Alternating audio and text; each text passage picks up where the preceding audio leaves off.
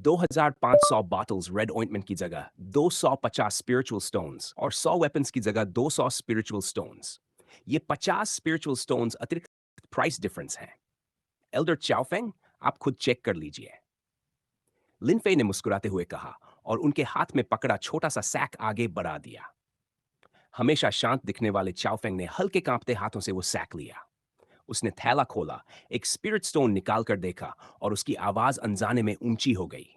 Spirit stone, ये सच में spirit stone है। स्पिरिट स्टोन है। पता नहीं मुझे एक भी मिलेगा या नहीं।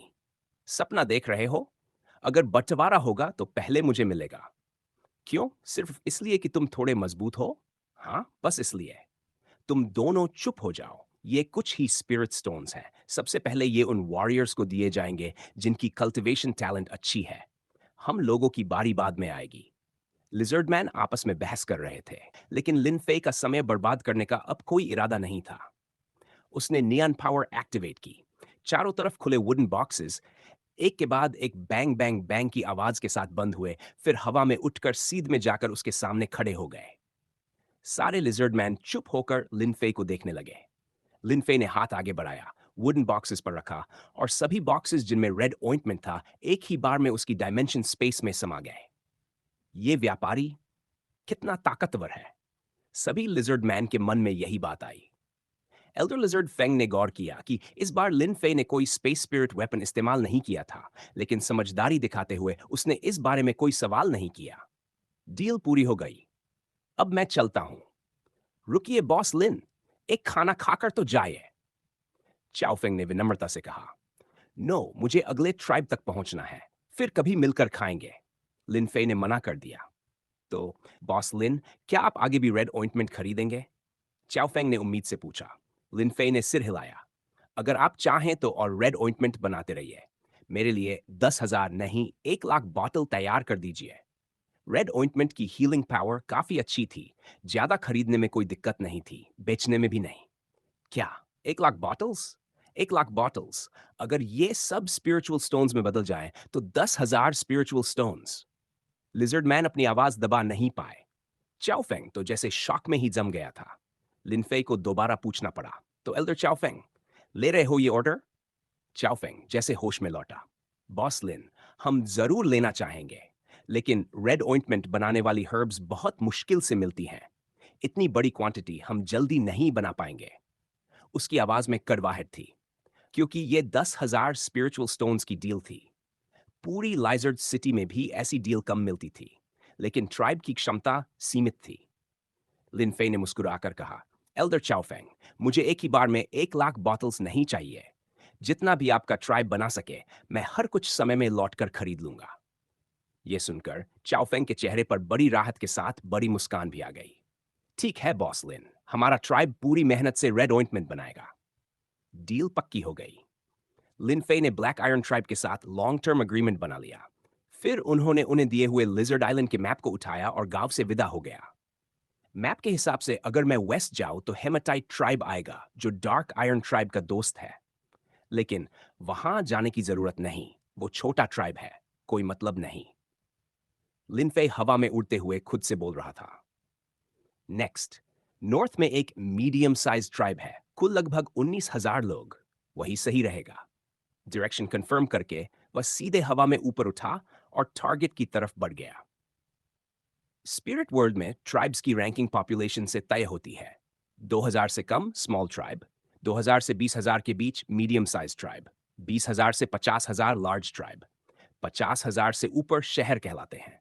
लिनफे जिस ट्राइब की तरफ जा रहा था उसका नाम हेशी था। पॉपुलेशन लगभग 19,000। 1 साल के अंदर ये लार्ज ट्राइब बन सकता था।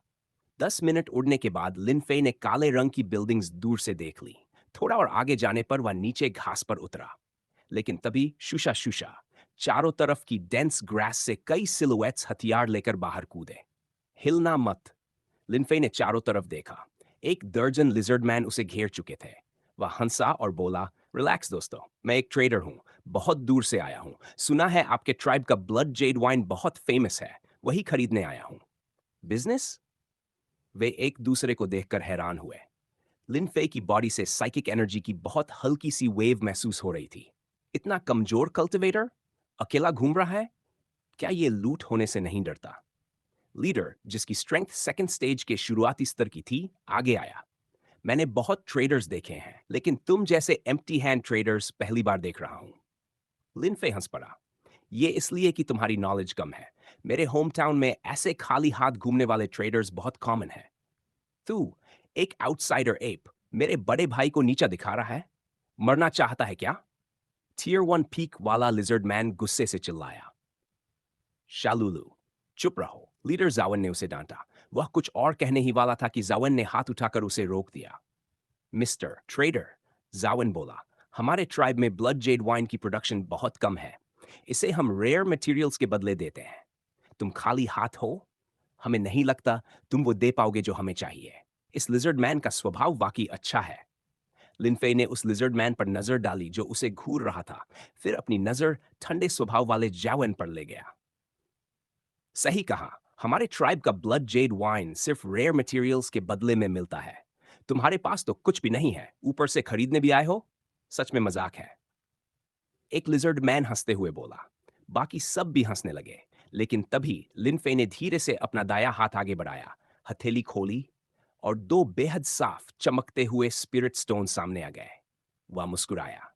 पता नहीं ये स्पिरिट स्टोन्स आपके काम आ सकते हैं या नहीं। अगर नहीं तो मेरे पास और भी। बात पूरी होने से पहले ही पूरा समूह चुप हो गया। वो लिजर्ड मैन जो सबसे जोर से मजाक उड़ा रहा था, पत्थर की तरह जम गया।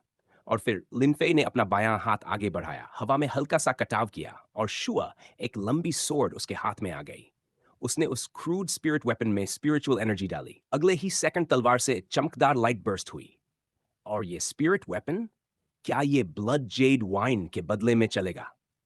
स्पिरिट स्टोन्स और स्पिरिट वेपन्स, ये दोनों ब्लैकस्टोन ट्राइब के लिए खजाने की तरह थे। आमतौर पर तो बड़े ट्राइब्स तक इन चीजों के बदले ब्लड जेड वाइन देना नहीं चाहते। यालू और बाकी लिजर्ड मैन की आंखों में लालच साफ चमक रहा था। सबसे शांत सिर्फ जोवन था। एल्डर का बेटा होने की वजह से वह नेचुरली बाकी से अलग था। और लिनफे को अचानक आइटम्स निकालते देखकर वह समझ गया था, ये आदमी दिखता भले ही कमजोर है, लेकिन असल में नहीं है। जोवन ने गहरी सांस ली और लिनफे की ओर एक सम्मानजनक तरीके से कहा, मेरा नाम जोवन है। मैं इस पेट्रोल टीम का कैप्टन हूं। क्या मैं जान सकता हूं कि आप कौन हैं, मिस्टर मर्चेंट? लिनफे ने हल्की मुस्कान के साथ कहा, मेरा नाम लिनफे है। कैप्टन जोवन, क्या आप मेरी ब्लैकस्टोन ट्राइब के एल्डर से मुलाकात कराने में मदद कर सकते हैं? काम पूरा होने के बाद मैं आपका एहसान मानूंगा। एल्डर से डायरेक्ट कनेक्शन? सब लिजर्ड मैन चौंक गए। सीधे एल्डर के बेटे को लाइन लगाने के लिए बोलना, इस मर्चेंट की हिम्मत भी कम नहीं। जाओन मुस्कुराया। बॉस लिन, कोई दिक्कत नहीं। हमारे एल्डर्स व्यापारियों का स्वागत करते हैं। लिनफे को ये लिजर्ड मैन अच्छा लगा। उसने स्पिरिट स्टोन्स और सोर्ड वापस रख दी। तो क्या मैं आपके ट्राइब के अंदर जा सकता हूं? बिल्कुल, मेरे साथ आइए। जवन ने आदेश दिए और खुद लिनफे को लेकर ब्लैकस्टोन ट्राइब की ओर चल पड़ा। ब्लैकस्टोन ट्राइब का माहौल ब्लैक आयरन ट्राइब से ही बेहतर था। सब जगह ब्लैकस्टोन की स्टर्डी बिल्डिंग्स, कहीं भी कमजोर निर्माण नहीं। लिनफे मुख्य सड़क से गुजर रहे थे। रास्ते में दो तीन लिजर्ड मैन के हंटिंग ग्रुप्स भी दिखे। 20,000 पॉपुलेशन के करीब पहुंच चुके ट्राइब की टेरिटरी काफी बड़ी थी। लिनफे को जॉन के साथ यहां पहुंचने में लगभग 10 मिनट लगे। आखिरकार वे एक 3 मंजिला ब्लैक बिल्डिंग के सामने पहुंचे। पूरे ट्राइब में सिर्फ वही मल्टी फ्लोर स्ट्रक्चर। लिनफे समझ गया, इसी में कोई बड़ा आदमी रहता है। गेट पर दो वॉरियर्स खड़े थे, दोनों की strength second stage mid level थी। लिनफे सोच रहा था कि शायद जावन को पहले बात करनी पड़ेगी, लेकिन दोनों गार्ड्स ने उन्हें बिना किसी सवाल के अंदर जाने दिया। तो जावन की आइडेंटिटी वाकई खास है, लिनफे ने सोचा। वे पहली मंजिल से दूसरी फिर तीसरी पर पहुंचे। तीसरी मंजिल के स्पेशियस हॉल में एक वन आइड लिजर्ड मैन बैठा था। उसकी बॉडी से थर्ड स्टेज मिड लेवल की शक्तिशाली स्पिरिचुअल एनर्जी निकल रही थी। अब तक लाइजर्ड आइलैंड पर देखा हुआ सबसे मजबूत lizard man. One eyed warrior ने लिनफे को देखा, लेकिन उसकी स्पिरिचुअल एनर्जी सेंसिंग करते ही फर्स्ट स्टेज उसने तुरंत नजर हटाई। क्या बात है जोवन? उसने पूछा। फादर, ड्यूटी के दौरान मेरी मुलाकात इस व्यापारी से हुई, बॉस लिनफे। सुना है हमारे ट्राइब का ब्लड जेड वाइन फेमस है, तो ये खरीदने आए हैं। तो ये सेकंड जनरेशन है। लिनफे तुरंत समझ गया। एल्डर ने अपने बेटे की बात सुनकर लिनफे को फिर से गौर से देखा। लिजर्ड आइलैंड पर रेयर आइटम्स अधिकांश बड़े ट्राइब्स और सिटीज के पास होते थे। ऐसे में आइलैंड के बाहर से आए व्यापारी उनकी नजर में खजाना होते थे। वन आइड एल्डर खड़ा हुआ और गर्मनजोशी से लिनफे के करीब आकर बोला, मेरा नाम चैंग चैंग है। मैं ब्लैकस्टोन ट्राइब का एल्डर हूं। बॉस लिन, आपका स्वागत है। लिनफे समय बर्बाद करने वालों में नहीं था। एल्डर चैंग चैंग, मैं बात घुमाता नहीं। मैं सिर्फ ब्लड जेड वाइन खरीदने आया हूं। बेचना कहीं और है। बस बता दीजिए इसकी कीमत कितनी है। चैंग चैंग ने जाविन की ओर देखा। जाविन ने कहा, फादर, बॉस लिन आइलैंड से बाहर से आए हैं। इनके पास स्पिरिट स्टोन्स और स्पिरिट वेपन्स हैं। Spirit weapons. जंग की आंख के किनारे हल्के से फड़क गए। चेहरे पर भले ही कोई बदलाव ना आया हो, लेकिन मुस्कान पहले से थोड़ी चौड़ी जरूर हो गई। हमारा ब्लड जेड वाइन आमतौर पर ट्राइब्स के बीच रेयर मटेरियल्स के बदले में जाता है। अगर स्पिरिट स्टोन्स के बदले में दें तो एक बॉटल एक स्पिरिट स्टोन। लिनफे ने भाव उठाई। एक बॉटल के बदले एक स्पिरिट स्टोन? ये तो काफी महंगा नहीं है? पैसा है तो क्या हुआ, मैं कोई बेवकूफ तो नहीं हूं। मन ही मन बुदबुदाया। एक स्पिरिट स्टोन यानी लगभग 50,000 यूएन। एक छोटी सी वाइन बॉटल के बदले 50,000? मुझे लूटने का इरादा है क्या? लिनफे की शंका सुनकर एल्डर चैंगचैंग ने एक हल्की मजबूर मुस्कान दी। फिर वह मेज के पास रखी अलमारी में गया और एक पीले भूरे रंग का वाइन जार निकाल लाया, लगभग 1 पाउंड वाइन रखने लायक। लिनफे, एल्डर और उसके बेटे जावेन तीनों टेबल पर बैठ गए। चैंग चैंग बोला, blood jade wine blood Z fruit से बनती है। हर साल इस पेड़ पर फल बहुत कम आते हैं, इसलिए ये वाइन बेहद रेयर है। बॉस लिन, पहले आप टेस्ट करके बताइए कि एक स्पिरिट स्टोन की कीमत इसके लायक है या नहीं। मुझे चखने को कह रहे हैं, लेकिन मैं तो पीने वाला आदमी ही नहीं। लिनफे मन में ही शिकायत करता रहा। एल्डर ने जैसे ही जार खोला, हल्की धुंध जैसी वाइन वेपर ऊपर उठी और एक मीठी मदहोश कर देने वाली खुशबू पूरे कमरे में फैल गई। धुंध में जैसे लाल रंग की चमक चिलमिला रही थी। इस वाइन में स्पिरिचुअल एनर्जी भी है। सिर्फ खुशबू सूंघते ही लिनफे को उसकी इंटेंसिटी महसूस हो गई। एल्डर ने वाइन बोल में ब्लड जेड वाइन डाली। जॉवन ने बोल लिनफे के सामने रखी। बॉस लिन, ये वाइन बहुत तेज होती है, धीरे धीरे पिएगा। लिनफे ने बोल उठाई। वाइन लाल, बिल्कुल रंगीन खांच जैसी साफ। उसने सूंघा, फ्रूटी अरोमा भर उठा। एक घूंट लिया, ठंडी मूत, हल्की मीठी, बिल्कुल जूस जैसी। उसे अच्छी लगी, इसलिए उसने पूरा बोल एक ही सांस में खाली कर दिया। गर्म लहर सी उसके शरीर में दौड़ गई। मुंह में फल की महक, शरीर में हीट, दिमाग हल्का सा उड़ता हुआ। ओ, ये नशे जैसा एहसास है? बहुत समय हो गया, भूल ही गया था। गर्मी और हल्की चक्कराहट से लिनफे थोड़ा असहज हो गया। उधर फादर सन दोनों ने मन में सोचा, यह अपराइट एप कितना बड़ा ड्रिंकर है। एक बोल में कुछ भी नहीं हुआ। लिनफे ने महसूस किया कि वाइन की स्पिरिचुअल एनर्जी भी उसके शरीर में अब्सॉर्ब हो रही थी। उसने निष्पक्षता से कहा, ब्लड जेड वाइन काफी अच्छी है। एक बॉटल के बदले एक स्पिरिट स्टोन, कीमत जस्टिफाइड है। एल्डर और उसका बेटा खुश हो गए। फिर चांग चांग बोला, बॉस लिन, हम आपसे सायोनिक वेपन्स भी लेना चाहेंगे। आपकी वेपन्स की कीमत स्पिरिट स्टोन्स में क्या पड़ती है? हल्की डिजी हालत में लिनफे ने मेज पर उंगली टपकाई और शुआ, एक crude spirit weapon long sword मेज पर प्रकट हो गई। एल्डर की दृष्टि गहरी हो गई। स्टोरेज एबिलिटी यूजर्स पूरे स्पिरिट वर्ल्ड में अत्यंत प्रेशियस होते हैं। लिनफे बोला, ऐसी एक सायोनिक वेपन, 2 स्पिरिट स्टोन्स। चांग चांग ने तुरंत सोर्ड में साइकिक एनर्जी डाली और टेस्ट किया। बहुत संतुष्ट होकर बोला, कीमत ठीक है। बॉस लिन, आपके पास ऐसी कितनी सोर्ड्स हैं? हाय, सिर घूम रहा है, बस लेटने का मन कर रहा है। लेकिन लिनफे ने हौसला करके जवाब दिया, 1,900। एल्डर और जोवेन दोनों हिल गए। 1,900? इस आदमी ने मजाक समझा है क्या? ब्लैकस्टोन ट्राइब जैसी 20,000 पॉपुलेशन वाली जगह के पास कुल सायोनिक वेपन्स मुश्किल से 90। लिनफे ने उनके चेहरे पर लिए। क्या भरोसा नहीं हो रहा? न नहीं, ऐसा ने कहा, लेकिन चेहरे पर सच्चाई साफ थी। लिनफे ने फेंट मुस्कान दी, फिर डायमेंशनल स्पेस खोला, दूर के खाली हिस्से की ओर उंगली की। टप टप टप, सैकड़ों सोनिक वेपन्स हवा से गिरकर जमीन पर ढेर बन गई। लगभग 300 का हिल। यह तो बस एक हिस्सा है। लिनफे ने शांत भाव से कहा। एल्डर और जावन की आंखें लाल हो गई। अगर इतने वेपन्स हमारे ट्राइब में हो, ट्राइब की ताकत कई गुना बढ़ जाए। और तभी उन दोनों के मन में एक जहरीला विचार पनपने लगा। 3,800 स्पिरिट स्टोन्स हमारी कैपेबिलिटी से बाहर हैं, तो क्यों ना बस उतने में बूम, एक भयानक स्पिरिचुअल प्रेशर अचानक पूरे कमरे पर उतरा। इतना भारी कि सिर्फ थर्ड स्टेज पीक से ऊपर का अस्तित्व ही उत्पन्न कर सकता था। दोनों के माथे से पसीना बह निकला, घुटनों तक कांप गए। मन के सारे इवल थॉट्स एक झटके में गायब, और अगले ही पल सब शांत, जैसे कुछ हुआ ही नहीं। लिन फेई बोला, चलो अब जल्दी ट्रेड करते हैं। चांग चांग ने डर के मारे कांपते स्वर में कहा, ठीक है, तुरंत। जावन तो गिल्ट में सिर भी नहीं उठा पा रहा था। अभी अभी हमारे मन में कैसी गंदी सोच आई थी। शर्म की बात है। लिन फेई ने पूछा, ब्लड जेड वाइन कितनी बेच सकते हो? चांग फुसफुसाया, हमारे गोदाम में 900 जार्स हैं, लेकिन बेचने के लिए सिर्फ 800 दे सकते हैं। बाकी 100 तो लोगों को बांटने होते हैं। लिन फेई ने यह देखकर हल्के से मुस्कुराते हुए कहा, एल्डर क्यांग, ऐसा मत कीजिए। अभी थोड़ी देर पहले मैं गलत था। आपकी ब्लड जेड वाइन पीकर थोड़ा चढ़ गई थी तो खुद पर कंट्रोल नहीं रख पाया। इसके लिए माफ कीजिए। कोई बात नहीं, कोई बात नहीं। यिचियांग ने मजबूर सी मुस्कान के साथ कहा, खुशी इस बात की कि लिनफे खुद ही बात संभाल रहा था। I want all 800 alters. कुल कीमत 800 स्पिरिट स्टोन्स होती है। मेरे पास स्पिरिट स्टोन्स भी हैं और सायोनिक वेपन्स भी। आपको कौन सा चाहिए? सायोनिक वेपन्स चाहिए। यिचियांग ने बिना हिचक जवाब दिया।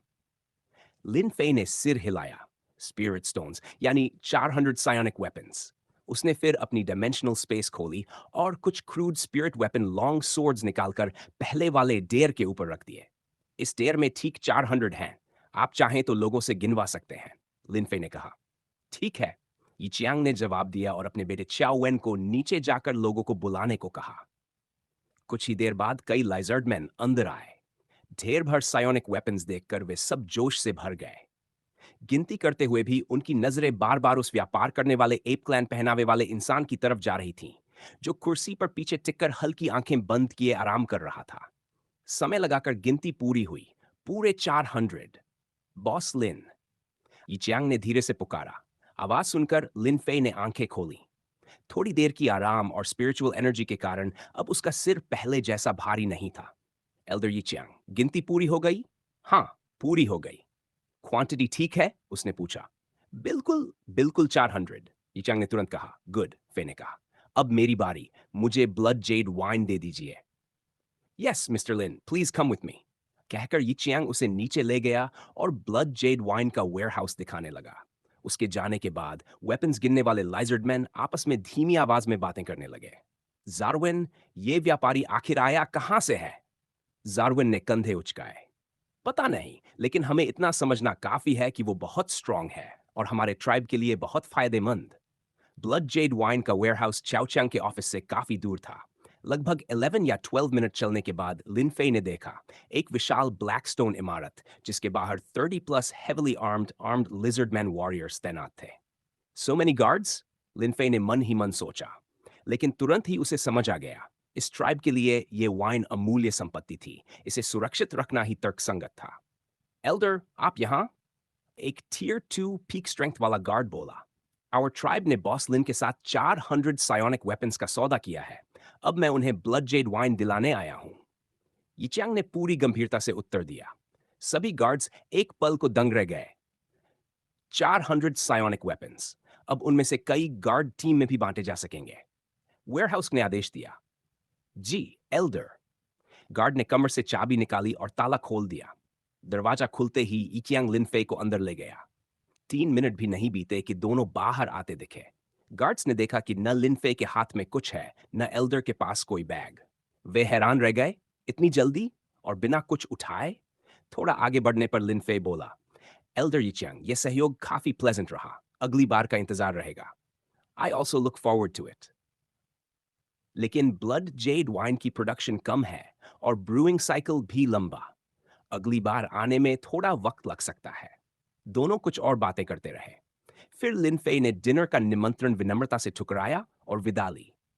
आकाश में उठते हुए लिनफे को देखते हुए यिकियांग के मन में एक ठंडी लहर सी दौड़ गई। ये पहली बार है जब मैंने किसी थर्ड ऑर्डर पीक प्रैक्टिशनर पारी के रूप में देखा है। शुक्र है मैंने कोई मूर्खता नहीं की, वरना अंजाम भयानक होता। तभी चावेन दौड़ता हुआ आया। फादर, क्या सारे सायोनिक वेपन्स वेयरहाउस में रख दिए? यस, उसने जवाब दिया। यिचियांग ने सिर हिलाया और मन ही मन वेपन्स के वितरण की योजना बनाने लगा। बॉस लिन चले गए? हाँ, व्यापारी लोग एक जगह टिकते नहीं, घूमते रहते हैं। पता नहीं दोबारा ऐसा सौभाग्य मिलेगा भी या नहीं। लेकिन फादर, जाते वक्त उन्होंने कहा ना, अगली बार जब हमारा नया ब्लड जेड वाइन बैच तैयार होगा वह फिर आएंगे। ये सुनकर इचेंग ने राहत की सांस ली। गुड, दो स्पिरिट स्टोन्स में एक सायोनिक वेपन, ऐसा व्यापार दोबारा मिलने की उम्मीद नहीं थी। फिर अचानक उसका चेहरा गंभीर हो गया। इस साल हमारे पास बस 100 जार्स बचे हैं। ये हमारे ट्राइब के लिए हैं। जब दूसरे ट्राइब्स के कैरावैन्स आएं और ब्लड जेड वाइन मांगे, तुम उन्हें बोल देना, इस साल ब्लड जेड फ्रूट की पैदावार कम हुई है, इसलिए वाइन सिर्फ हमारी जरूरत के लिए है, बिक्री नहीं होगी। ठीक है, वह ने सिर झुका लिया। दूसरी ओर, हाँ हाँ, पता है, पता है। तेज धूप और लगातार चीखते झिंगुरों की आवाज के बीच वातावरण बेहद गर्म था। लेकिन पास के बैम्बू फॉरेस्ट में हवा का ठंडा झोंका चल रहा था, जिससे वहां बैठे लोग काफी आराम में थे। लगभग 65 साल का एक बुजुर्ग, जो अब रिटायर हो चुका था, चेस बोर्ड को घूरते हुए गहरी सोच में डूबा बैठा था। उसके सामने खेल में उसका प्रतिद्वंदी था, सिर्फ 1.2 मीटर लंबा एक छोटा बच्चा, एक सोड़ा जो देखने में दूसरी कक्षा में जाता हुआ लगता था। फेरो, जल्दी चलो, बच्चे को इंतजार मत करवाओ, पास में खड़े एक और बूढ़े ने कहा, जो स्पेक्टेटर था। बस बस, 1 मिनट और सोचने दो, ओल्ड वांग ने माथे पर शिकन डालते हुए कहा। 1 मिनट पलक झपकते ही बीत गई। ओल्ड वांग ने आखिरकार अपनी चाल चली और फिर सामने बैठा छोटा बच्चा तुरंत उसकी आर्मी पर हमला करने लगा। कुछ ही मूव्स में ओल्ड वांग हार गया। पास खड़ा एक बुजुर्ग सिर हिलाते हुए बोला, फेरो, तुम तो सच में कमजोर हो गए हो, बच्चों से भी हार गए। लाउची, अगर इतना ही आता है तो तुम आकर खेलो, ओल्ड वांग तुनकर बोला। आ रहा हूं, तुम बैठकर देखते रहो। लाउची बोर्ड के सामने बैठा और उस बच्चे से मुकाबला शुरू हुआ। बिना किसी भाव के सातरंगी फूल चुपचाप अपने मोहरे चलाती जा रही थी, मन में सोचते हुए, ये लाउची लावांग से थोड़ा अच्छा खेलता है, लेकिन मेरे सामने दोनों एक से ही हैं। आखिरकार हारेंगे तो मुझे ही। समय बीता गया और पार्क में खेल रहे और भी बुजुर्ग अपने खेल रोककर इस मुकाबले को देखने आए। चेकमेट, फा ने हल्के से कहा। अरे ये कैसे? लाउची, कैसा खेल रहे हो? बच्चा है सामने और तुम भी हार गए। ओए, तुमने अभी मुझे रुकी कहा था ना। अब देखो, तुम भी मेरे जैसा ही हारोगे। ओल्ड वांग तुरंत चुटकी लेने लगा। हार गई तो क्या? कम से कम तुम्हारी तरह बुरी तरह नहीं हारा, लाउची ने पलटकर कहा। हारना मतलब हारना, कितनी बुरी हार कोई फर्क नहीं। ओल्ड वांग हंस दिया। बस बस, तुम दोनों लड़ो मत, अब मैं खेलता हूं। एक और बुजुर्ग आगे आया और फिर शुरू हुई असली भिड़ंत। एक के बाद एक ओल्ड मैन चीसे हुआ से भिड़ते गए और एक एक कर सब हारते गए। ये बच्चा तो गजब का है, कोने में अपने 2 साल के पोते को गोद में लिए बैठी एक बुजुर्ग औरत हैरानी से बोली। सबको पता नहीं था कि चीसे हुआ अकेले नहीं खेल रहा था। जब भी किसी चाल में वह फंसने लगती, ऊपर की शाखाओं पर बैठे 3 छोटे स्पैरो भाई इशारे से उसे हिंट दे देते। Dead position. वाओ, लाओ भी हार गया।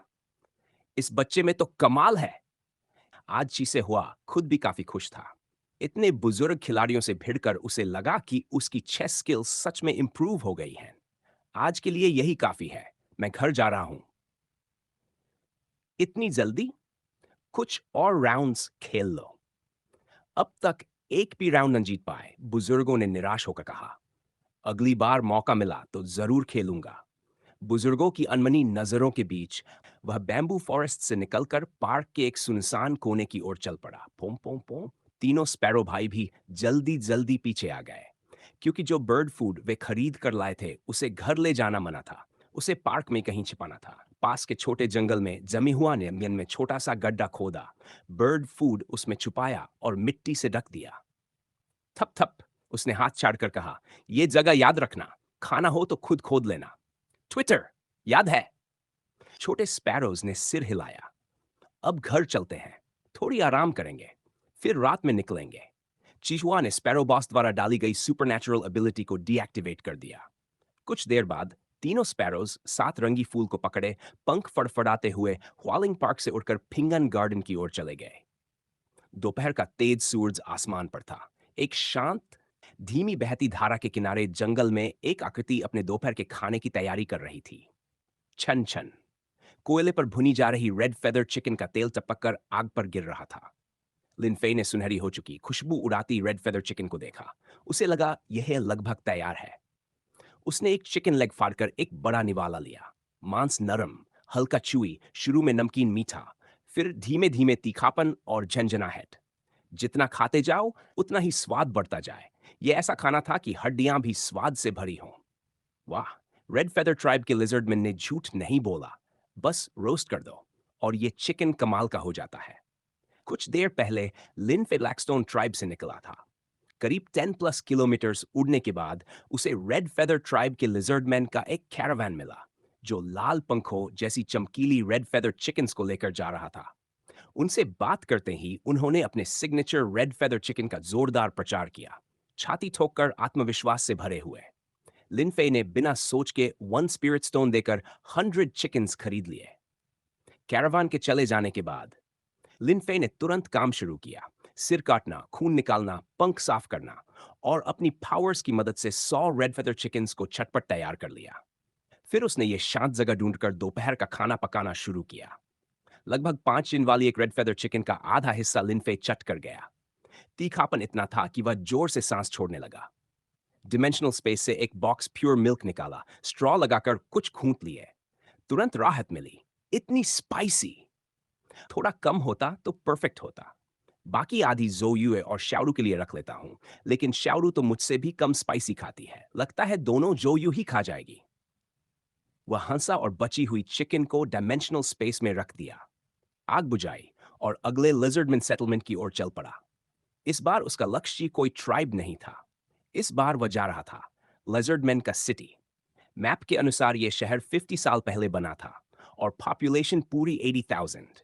पूरे लाइजर्ड आइलैंड पर यह लाइजर्डमैन की सबसे बड़ी ताकतों में से एक था। लिनशुई सिटी, यह लिजर्ड मैन शहर जिसकी आबादी लगभग 80,000 है और जिसे पानी के ऊपर बनाया गया है, आज लिनफे का गंतव्य था।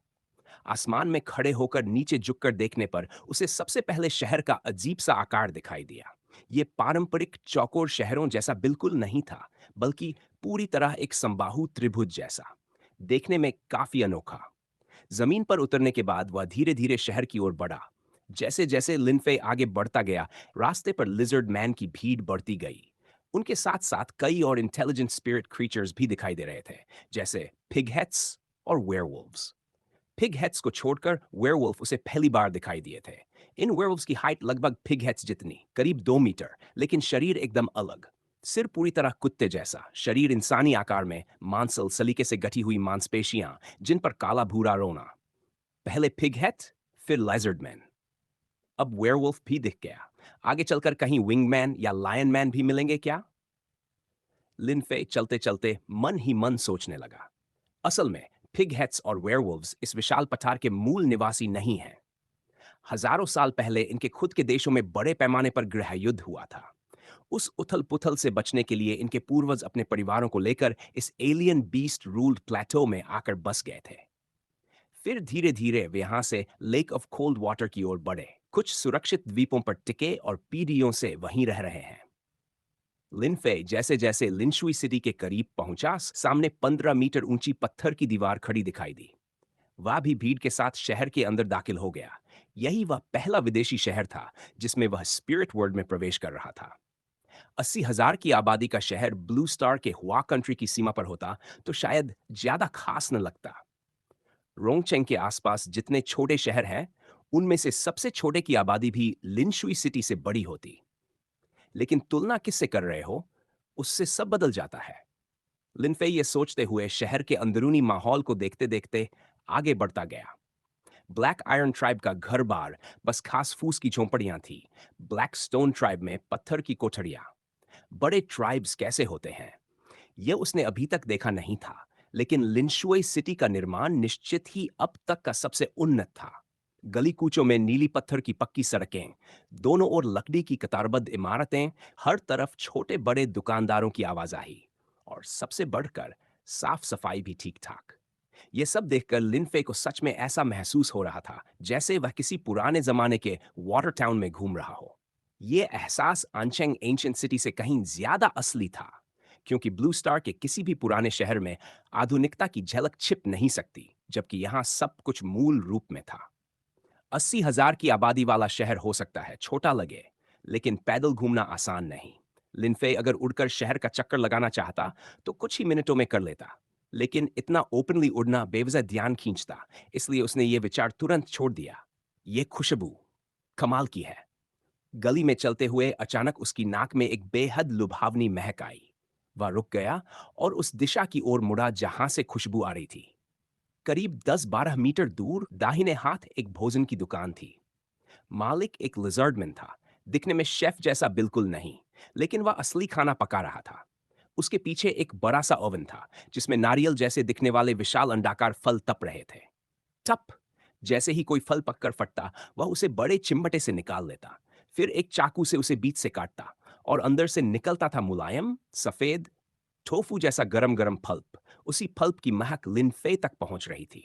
वह एक चौड़ी, प्राकृतिक पत्ती उठाता, एक बड़ा चमचा उस सफेद पल्प का भरकर पत्ती पर डालता, ऊपर से हल्का सा हरा पाउडर छिड़कता, छोटी सी स्पून लगाता और ग्राहक को दे देता। लिनफे कुछ सेकंड तक देखता रहा। ग्राहकों के चेहरों पर संतुष्टि देखकर वह भी खाने का मन बना चुका था। लेकिन जैसे ही वह आगे बढ़ने लगा, उसने कदम रोक लिए। एक बड़ी दिक्कत अचानक उसकी नजर में आई। ग्राहक भुगतान में एक मेटालिक कॉइन दे रहे थे और उसके पास ऐसी कोई करेंसी नहीं थी। स्पिरिट स्टोन स्पिरिट वर्ल्ड की हार्ड करेंसी सही है और उसकी कीमत कॉइन से कहीं अधिक। पर आप सड़क किनारे स्नैक खरीदने के लिए कोई स्पिरिट स्टोन कैसे पेश कर देंगे? ये ब्लू स्टार जैसा ही हुआ। 2 रुपये की ग्रिल्ड ग्लूटन खरीदनी है और हाथ में एक गोल्ड बार लेकर कह रहे हो, भैया यहीं से काटकर बाकी लौटा दो। दुकानदार भाग जाएगा। पहले कुछ कॉइन्स जुटाने होंगे। लिंचू सिटी में कॉइन एक्सचेंज वाली जगह तो होगी ही। वह खाने की दुकान की लोकेशन याद करके आसपास के लोगों से पूछताछ करने लगा। करीब 10-12 मिनट बाद एक दयालु राहगीर की मदद से लिनफे को एक मनी हाउस मिल गया। 3 मंजिला इमारत। कहा गया कि यह लिंशुई सिटी का सबसे बड़ा बैंक है।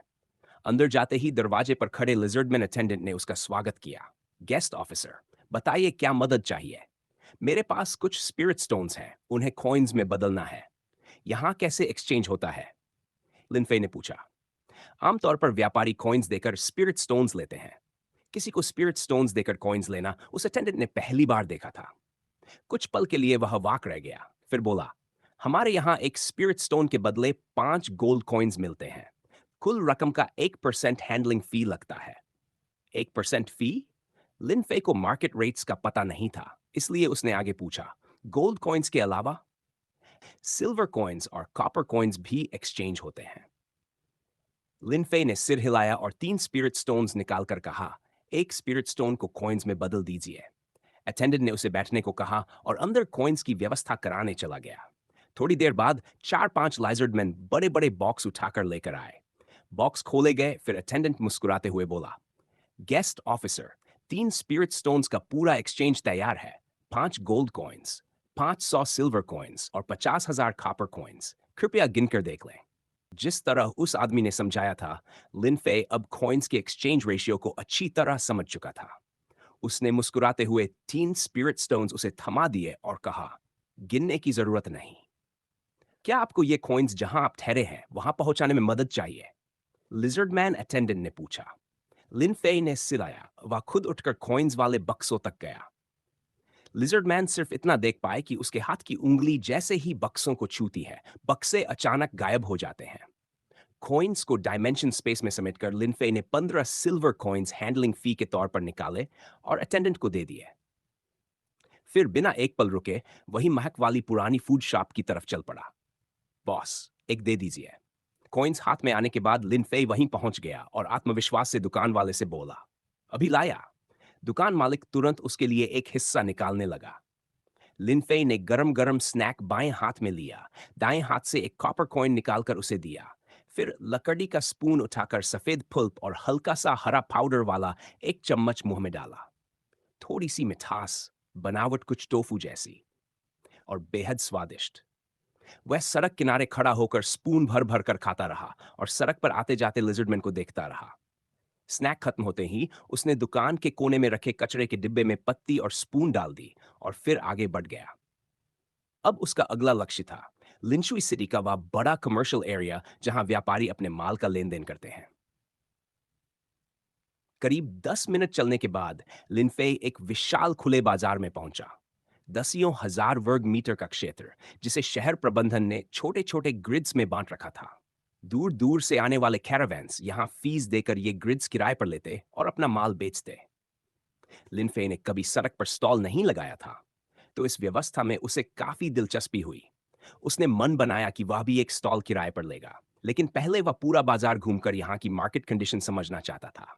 ताजे हर्बल हर्ब्स एक बार देख लीजिए। पोर्सलिन स्टोन ट्राइब की पॉटरी, 5 खरीदो एक free. Tiger skin, deer skin, bear skin, सब इस साल की नई शिकारी। ट्राइब को स्पिरिट स्टोन्स की अर्जेंटली जरूरत, कुछ पुराने सायोनिक वेपन्स बेच रहे हैं। सिर्फ 3 स्पिरिट स्टोन्स, पहले आए पहले पाए। लिनफे ने देखा कि वेपन वाले स्टॉल के सामने भीड़ जमा है, तो वह भी वहां पहुंच गया। उसने एक ऐसा सायोनिक वेपन उठाया जिसके ब्लेड में कई जगह छेद और दरारें थे, और हल्का सा घुमाकर देखा। क्वालिटी बिल्कुल वैसी ही जैसे उसके खुद के बनाए हुए रफ कस्टम वेपन्स। उसके मन में भुन भुनाहट उठी। ये क्या मजाक है, मेरी ब्रांड न्यू सायोनिक वेपन की कीमत 2 स्पिरिट स्टोन्स थी, और ये लोग 3 स्पिरिट स्टोन्स में कई साल पुराना आधा टूटा हुआ वेपन बेच रहे हैं। ये तो लूट है। मुझे एक दीजिए, मुझे 3 चाहिए। मैं 5 लूंगा। रुकिए, पहले मैं। स्टॉल ओनर ने लिनफे की ओर देखा और बोला, गेस्ट, क्या आपको वो वेपन चाहिए? अगर नहीं खरीदना तो वापस रख दीजिए। लिनफे ने बिना जवाब दिए वेपन रख दिया। उसे अंदाजा नहीं था कि इतनी घटिया हालत वाला हथियार इतने महंगे भाव बिक रहा है, और ऊपर से लोग झगड़ रहे हैं लेने के लिए। वह चुपचाप भीड़ से निकल गया और बूथ रेंटल्स वाले मैनेजमेंट ऑफिस की ओर चल पड़ा। उधर, बॉस, क्या आपके पास सायोनिक वेपन्स अभी भी हैं? एक मध्यम ट्राइब का लिजर्ड मैन उसी पुराने स्टॉल पर पहुंचा। नहीं, सब बिक गए। स्टॉल ओनर ने सर हिलाकर कहा, मैं देर से आया, काश थोड़ा पहले पहुंच जाता। वह अफसोस में सिर हिलाता रहा। तभी एक छोटा सा लिजर्डमैन दौड़ते हुए आया। बिग ब्रदर, जल्दी चलो, जल्दी।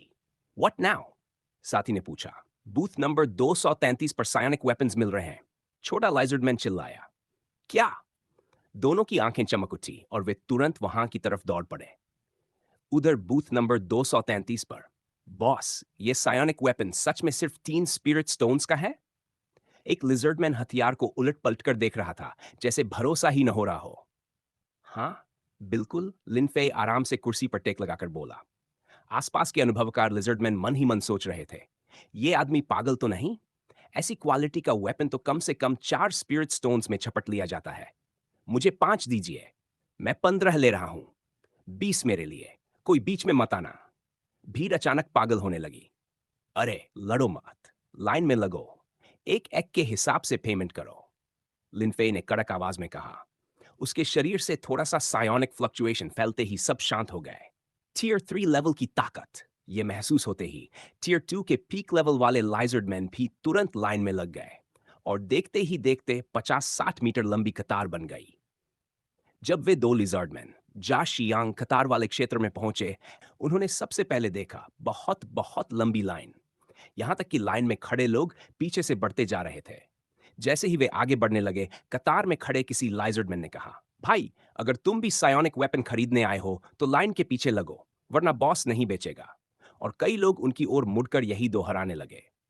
शांग, तुम आगे जाकर देख कर आओ, मैं लाइन में जगह पकड़ता हूं, शियाजी ने कहा। ठीक है भाई। श्यांग तुरंत आगे की ओर दौड़ गया। वाह! लिनफे ने एक बैग में भरे स्पिरिट स्टोन्स को प्लेट पर उलट दिया। थोड़ी देर उन्हें जांचकर उसने कहा, ठीक है। लिजर्ड मैन ने झुककर उत्साह से हथियार उठाया। उसे चुनने जैसा कुछ था नहीं, सभी वेपन्स लिनफे ने एक ही मोल्ड से बनाए थे, क्वालिटी एक सी और एकदम नई। खरीदार को अपनी चुनी हुई सायोनिक वेपन लेकर खुशी खुशी जाते हुए अभी आधा मिनट भी नहीं हुआ था कि लाइन में खड़े अगले लाइजर्ड मैन ने जल्दी से अपना पैसों का बैग लिनफे की तरफ बढ़ा दिया। मुझे 10 चाहिए, इसमें 30 स्पिरिट स्टोन्स हैं। लिनफे ने प्लेट से स्पिरिट स्टोन्स उठाकर बगल वाली बड़ी टोकरी में डाल दिए, और फिर हर एक को ध्यान से जांचना शुरू किया। जो जार्ड हालात जानने आया था, वह सामने का नजारा देखकर कुछ पलों के लिए बोझिल सा हो गया।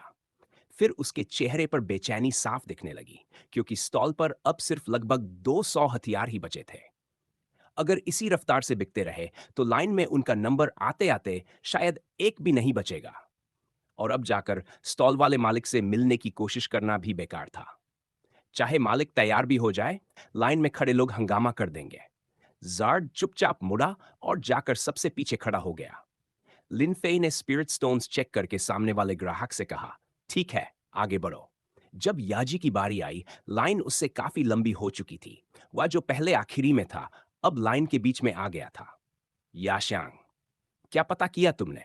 उसने अपने साथी को लौटते देख पूछा। लाइन वाकई मालिक ने ही लगवाई है, याशांग ने जवाब दिया। याजी ने सिर हिलाया, लेकिन फिर उसे साथी के चेहरे पर कुछ अलग लगा। उसने पूछा, क्यों, क्या हुआ?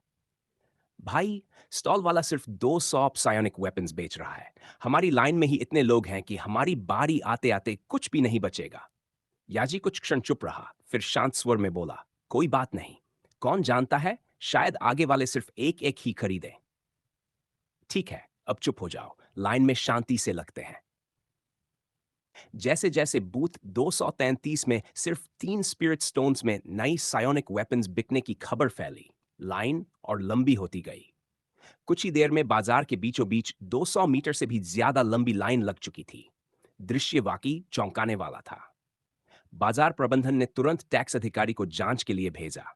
स्टॉल किराए के लिए एक सिल्वर कॉइन देना पड़ता था और बेचे गए माल पर बाजार के नियम के अनुसार कुल व्यापार का 1% टैक्स देना होता था।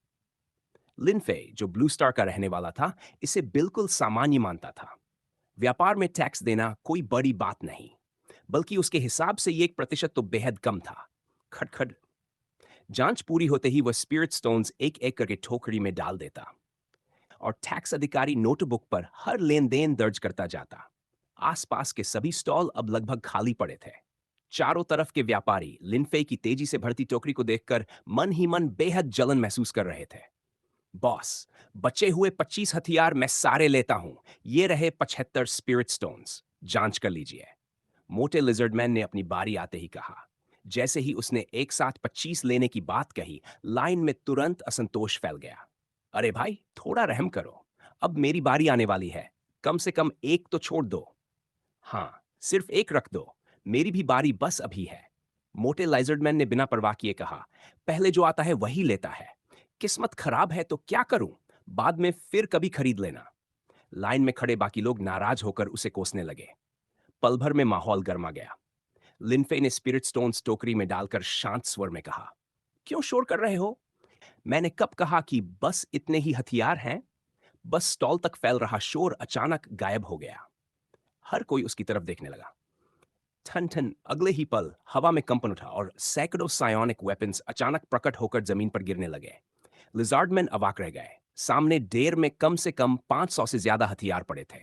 लिनफे ने कहा, चलो फिर लाइन ठीक करो, आगे बढ़ते हैं। भय और उत्साह में डूबे लिजर्डमैन तुरंत दोबारा लाइन में लग गए। जार्ड, जिसने थोड़ी देर पहले उम्मीद छोड़ दी थी, ये दृश्य देखकर खुशी से लगभग उछल पड़ा और जल्दी से लाइन के पीछे भागा। क्यूइंग में खड़ा याजी अब भी चिंता में डूबा था।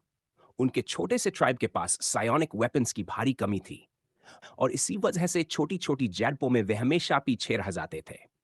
इस बार वह लिंशुई सिटी सिर्फ इसलिए आया था कि किसी भी तरह कुछ हथियार खरीद सके, लेकिन शहर की शॉप्स ने उन्हें एक भी नया हथियार नहीं बेचा। आखिरकार वे बाजार में घूम घूम कर 3 दिनों में सिर्फ 12 पुराने और घिसे हुए हथियार जुटा पाए। लिनफे के प्रकट होने से पहली बार उम्मीद जागी थी, लेकिन फिर लाइन देखकर वह उम्मीद भीग मंगाने लगी। हमारा ट्राइब पिछले कुछ वर्षों में सच में बुरे दौर से गुजर रहा है, याजी ने धीमे से कहा। तभी याश्यांग दौड़ता हुआ लौटा। भाई, आगे क्या हुआ? मैंने सब पता कर लिया। जब याजी ने उसकी बात सुनी, उसके चेहरे की चिंता खुशी में बदल गई। उसका दबा हुआ दिल आखिरकार हल्का हो गया। खट-खट एक टोकरी भर गई, फिर दूसरी, फिर तीसरी।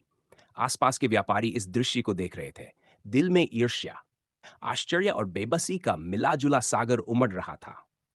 टैक्स अधिकारी की आंखें तो मानो चमक रही थीं। उसने कभी किसी को इतनी तेजी से स्पिरिट स्टोन्स कमाते नहीं देखा था। कुछ क्षणों के लिए उसके मन में लालच भी आया, लेकिन उसे शहर प्रमुख की कड़ी चेतावनी याद थी। जो भी व्यापारी से छेड़छाड़ करेगा, उसे जान से हाथ धोना पड़ेगा। और एक बार पहले ऐसा हो चुका था। पूरा परिवार खत्म कर दिया गया था। ये याद आते ही उसका लालच तुरंत ठंडा पड़ गया। लिनफे के सामने टोकरियां भरती जा रही थीं और पूरा बाजार सिर्फ एक ही चीज के बारे में बात कर रहा था। आज बूथ 233 पर जो हुआ, वह लिनशुई सिटी की इतिहास में दर्ज होने लायक था। करीब 1 घंटे बाद आखिरकार याजी और याश्यांग की बारी आ ही गई। मुझे 500 चाहिए। यहाँ 1500 स्पिरिट स्टोन्स हैं बॉस, जरा चेक कर लीजिए। याजी ने 2 बड़े बोरे लिनफे के सामने रखे। लिनफे की आंखें हल्की सी चमक उठी। ओह, ये तो असली बड़े ग्राहक हैं।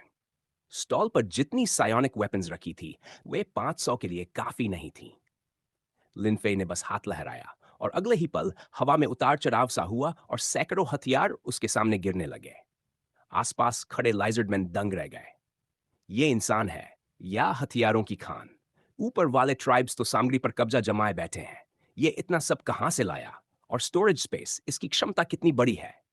लिनफे ने बोरे में हाथ डालकर स्पिरिट स्टोन्स निकाले और अपनी स्पिरिचुअल एनर्जी से पूरे बैच को एक साथ जांच लिया। सब ठीक था। तुम लोग चुन सकते हो, उसने यजी से कहा। पहले सिर्फ स्पिरिचुअल स्टील वाली लंबी तलवारें थी, लेकिन अब उसने डायमेंशनल स्पेस से लाए हुए और भी हथियार जोड़ दिए थे। चाकू और तलवार दोनों। जी और उसके लोगों के लिए क्या तलवार, क्या चाकू, बस हथियार चाहिए था। ट्राइब की जरूरत पूरी हो जाए, वही काफी था। लेकिन जैसे ही वे चुनने लगे, एक खुरदुरी अप्रिय आवाज बीच में गूंजी। रुको, मुझे कुछ कहना है। लिनफे और याजी दोनों ने आवाज की तरफ देखा। लिनफे की आंखों में बस हल्की सी जिज्ञासा थी, लेकिन याजी का चेहरा तुरंत उतर गया। वह उस लिजार्डमैन को अच्छी तरह पहचानता था। शाकुन, हम खरीद रहे हैं। तुझे बीच में बोलने का कोई हक नहीं। याजी गर्ज उठा और उसके साथ आए लोग तुरंत उसके पीछे खड़े होकर दुश्मनी भरी नजरें डालने लगे। शियाकुन ने उन्हें अनदेखा किया और लिनफे की तरफ मीठी मुस्कान के साथ बोला, बॉस, अगर आप इन्हें हथियार नहीं बेचेंगे, तो मैं आपको काफी अच्छे स्पिरिट स्टोन्स दे सकता हूं। याजी तिलमिला उठा। तुम्हारा जियान ट्राइब अपने आप को क्या समझता है? हमारी चिंगजू ट्राइब को इतना कमजोर मत मानो। दोनों ट्राइब्स आमने सामने खड़े हो गए। सियोनिक एनर्जी हल्के हल्के उभरने लगी थी, लेकिन किसी ने हमला नहीं किया। दोनों तरफ के लोग अपने नेताओं के संकेत का इंतजार कर रहे थे। लिनफे ने स्थिति देखते ही समझ लिया। अच्छा खासा गहरा झगड़ा है इन दोनों में, लेकिन वह शामिल नहीं होना चाहता था। इसलिए बहुत शांत लहजे में बोला, इनसे मैं पैसे ले चुका हूं। सौदा तोड़ने जैसा काम मैं नहीं करता।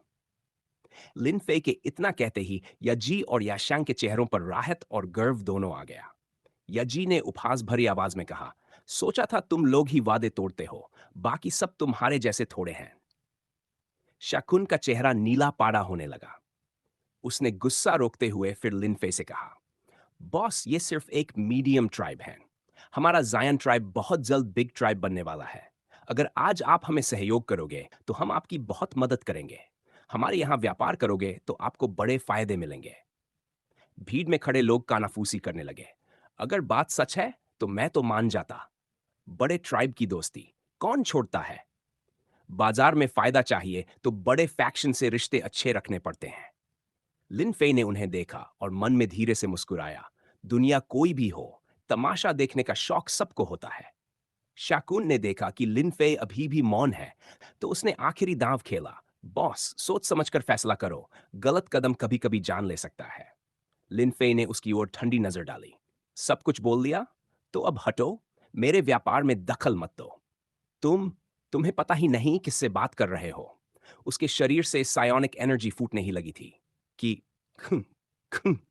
टैक्स अधिकारी ने हल्की खंखार की, लेकिन उसके इशारे की ताकत बहुत बड़ी थी। लिनशुई सिटी की छत्र छाया उसके पीछे थी। शैकुन तुरंत शांत हो गया। लिनफे पर एक गहरी खतरनाक नजर डालकर वह अपने लोगों के साथ चला गया। लिनफे ने जाते हुए झुंड को देखकर मन ही मन सोचा, यह कैसी सोच है? दुश्मन ने मेरे यहां से हथियार खरीदे तो मेरा दोष क्या? बेचारा दिमाग ही गड़बड़ है। यजी आगे आया और बोला, बॉस, आपकी बहुत बड़ी मदद हुई। लिनफे हंस पड़ा। अरे, इसमें मदद कैसी? दाम तय थे, तुमने पैसे दे दिए। व्यापारी होकर अगर अपनी बात से फिर जाऊं तो फिर बचता ही क्या हूं?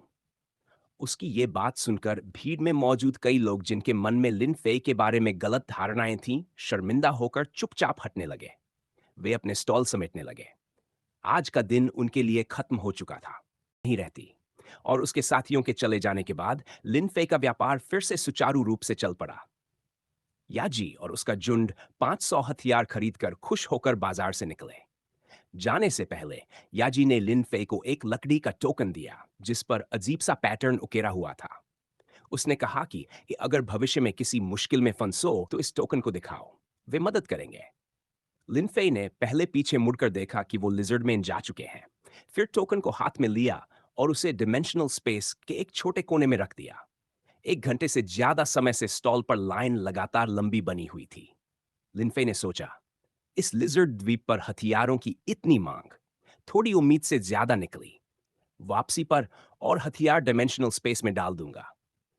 आज सच में एक दिन आया जब मैं हथियारों का व्यापारी बन गया। लिनफे ने फिर गेस्ट द्वारा दी गई स्पिरिट स्टोन्स की जांच शुरू की। याजी और उसके लोग अपने घोड़े और झुंड के साथ लौटकर इनमें पहुंचे जहां वे ठहरे थे। इनमें याकुन के एक सहायक ने पूछा, मास्टर याकुन, अब क्या करें? अगर ये हथियार ट्राइब तक सुरक्षित पहुंच गए तो हमारी ताकत और बढ़ जाएगी, और जब हम उनकी सेना पर हमला करेंगे तो मुश्किल कम होगी। याकुन ने कुछ सोचने के बाद 4 उपसहायकों की ओर इशारा किया। तुम 4 दो में जाओ और ट्रैक करो कि ये व्यापारी और जाची कहां जा रहे हैं। अगर शहर से बाहर जाते देखो, तुरंत मुझे रिपोर्ट करो। समझ गया सर। चारों तुरंत निकल पड़े। साथ ही श्याकुन ने अपने भरोसेमंद को कहा, यह टोकन लेकर एल्डर्स को खबर दो, 30 सैनिकों को भेजकर हमें मदद कराओ। सहयोगी टोकन लेकर जल्दी से इनकी स्टेबल की ओर भागा, घोड़े पर चढ़ा और ट्राइब की ओर रवाना हो गया। वहीं यजी और उसके लोग फाइसर्ड हथियारों को इन तक पहुंचाने के बाद थोड़ी खुशी के साथ लौटे, लेकिन यजी का चेहरा धीरे धीरे गंभीर हो गया।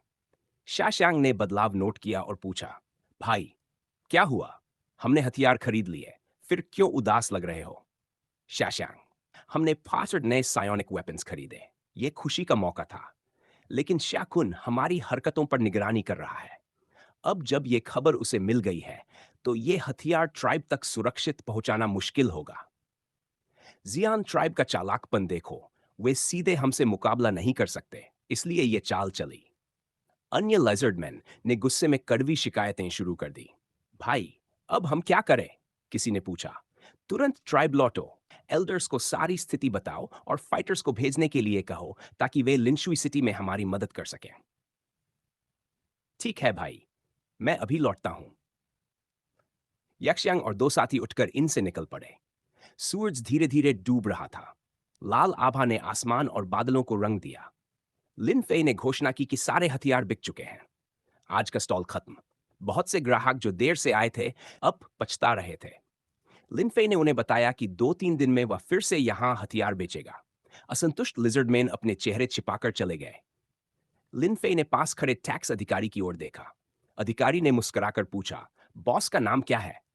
लिन, लिनफे ने जवाब दिया। बॉस लिन, आपका व्यापार अद्भुत है। पिछले 5 साल में मैंने जितने मर्चेंट्स देखे, आप सबसे अधिक बिक्री वाले हैं। अधिकारी ने मुस्कुराया। लिनफे ने नम्रता से कहा, कोई बात नहीं। फिर दोनों ने बिक्री का हिसाब लगाया। आज लिनफे ने 1 पियोनिक वेपन्स बेचे। कुल बिक्री 12,500 स्पिरिट स्टोन्स हुई। 1% टैक्स के अनुसार 45 स्पिरिट स्टोन्स जमा करने थे। लिनफे ने 45 स्पिरिट स्टोन्स दिए, फिर अपनी जेब से एक सोने का सिक्का निकालकर टैक्स अधिकारी को थमा दिया। बॉस लिन, इसका मतलब? अधिकारी ने चेंपते हुए पूछा। आपने पूरे दिन हिसाब रखा, इसे चाय खरीदने में लगा दीजिए। धन्यवाद मिस्टर लिन। वैसे आप कुछ दिन बाद फिर बिक्री करने आएंगे? बूथ 233 के लिए इसे सुरक्षित रख लूं? अधिकारी ने लिनफे की मदद स्वीकार कर ली। लिनफे ने सभी स्पिरिट स्टोन्स को डायमेंशनल स्पेस में डाल दिया। अधिकारी हैरान और खुश दोनों था। लिनफे जब बाजार छोड़कर गया तो उसने सोचा कोई जगह ढूंढे जहां बिना लोगों के पता चले स्पेस टेलीपोर्ट से ब्लू स्टार लौट सके। लेकिन उसने देखा कि कोई उसे चुपचाप फॉलो कर रहा था। हाँ, मेरी दौलत को छुपाना मुश्किल है। अभी वेपन्स बेचकर बहुत सारी स्पिरिट स्टोन्स कमाई है, इसे किसी गैंगस्टर्स की नजर नहीं लगनी चाहिए। लिनफे ने सोचा। फिर उसने बाजार के पास एक बीबीक्यू स्टॉल से कुछ केबैब्स खरीदे। खाते खाते वह लिनशॉय सिटी से बाहर निकल गया। सिटी गेट पर पहुंचकर आकाश में सिर्फ थोड़ी लाल छाया बची थी। 10 मिनट में स्पिरिट वर्ल्ड की रात पूरी तरह उतर जाएगी। पीछे से फॉलो कर रहा व्यक्ति देख रहा था कि लिनफे बिना सतर्क हुए आगे बढ़ रहा है। यह तो बड़ा शिकार है। इसे पकड़कर स्पिरिट स्टोन्स छीन लेंगे, फिर हमारी ताकत बढ़ेगी। तभी तेज हवा चली और दोनों तरफ ऊंची घास और पेड़ की पत्तियों से सरसराहट हुई। लिन फे ने किबाब खाते हुए रुककर आश्चर्य से देखा।